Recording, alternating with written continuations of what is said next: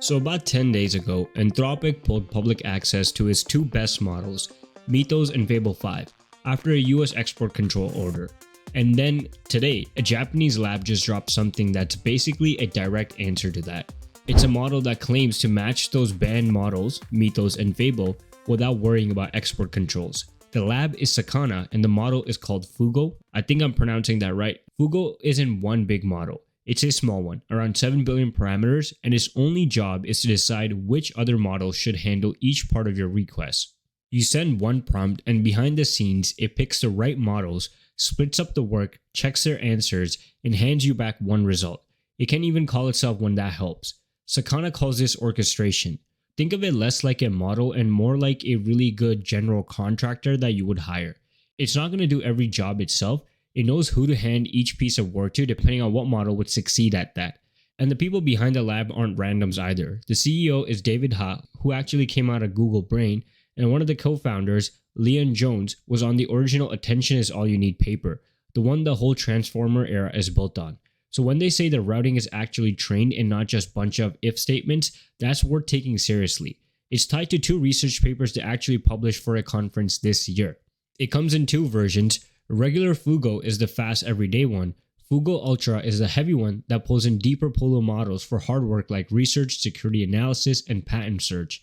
Now the benchmarks on Sakana's own chart, Fugu Ultra hits 93.2 on LiveCodeBench and 95.5 on GPQA Diamond, a hard science test. It beats Opus 4.8 on a few of these, and they're claiming it stands shoulder to shoulder with Fable and Mythos. First, every one of these numbers are Sakana reported. Nobody outside the company has independently verified these yet.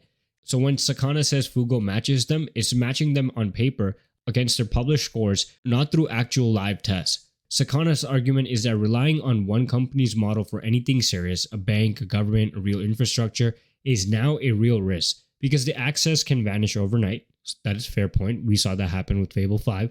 And their fix is build redundancy into the stack. One provider gets cut off, the orchestrator points the work somewhere else.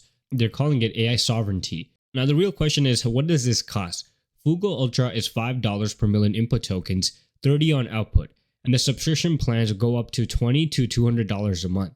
But two catches worth knowing, it's blocked in the EU right now over privacy rules, and you can't see which models is actually used for your requests. That's locked down on purpose, so it's kind of like a black box. But that's pretty much Fugu. Now I'm going to show you guys a couple of generations and see what people are actually saying about this model. The reactions online are quite mixed. There are people who are actually, happy with the model. And I keep saying model, but technically this is not a model. This is more of like a model orchestrator. But based on what we are seeing, people are happy with the setup. Obviously, it makes sense. If you're going to use multiple models, you're obviously going to get a result that's going to be optimized. But for example, at the bottom, you can see that both these models were told to create this classic game, the chicken crossing the road or whatever you want to call it. But basically, this is a output from both of these models, Opus 4.8 in Ultra code, and then Sakana Fugu Ultra on the right. I realized I was pronouncing it wrong in the first segment, but Fugu finished this task in 22 minutes, and Opus 4.8 took 79 minutes. Fugu cost would be $7.32, Opus 4.8, $37.85. And the outputs, they look pretty on par. You can't really tell which one is going to be better unless you actually play the game and test it out, see if there's any bugs. But the outputs visual-wise, I think Opus 4.8, in my opinion, has a better result, like aesthetic-wise. But the models are quite comparable. And if you're going to be saving about like $30 and like about 50 minutes of your time, if my math is correct, why not use the Fugu model? Before we continue, we just launched the Universe of AI newsletter. If you want to stay on top of AI news without having to hunt for it, link is in the description. Don't miss out. And then this is another example, and I think this is kind of crazy. This kind of shows you why using an orchestrator model like Fugu makes sense, because look at this generation. This is a Three.js prompt. And this generation, you can clearly tell that Fugu kind of beats both GPT 5.5 and Opus 4.8 on a standalone basis. Obviously, these are just one-shot generations. These are simple prompts. You would have to work with this model for a long time to understand really how strong they are. But if we're getting this out of the box, this kind of shows you like the capabilities of combining all these models together. And what's really interesting, as I said, is that these are the frontier labs, GPT 5.5, Opus 4.8. Fugu might be using both GPT 5.5, Opus 4.8 together to create something. And this is kind of like a wrapper model, I would say. So yeah, it's not really like innovation or something groundbreaking, but you know, we can clearly see that generations do kind of show off the capabilities of this compared to just the standalone models. And I guess one area that people are noticing that this model is really good at is 3D rendering. Now, this is being compared to GLM 5.2. And if you guys are familiar with GLM 5.2, GLM was basically the top model from China at the moment.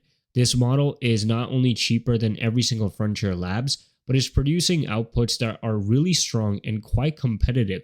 It has moved up the leaderboard, overtaken Gemini and Fugu, obviously not something like GLM 5.2, not a singular model, but created something that's producing high quality outputs. But remember, GLM 5.2 is still the cheaper model compared to Fugu.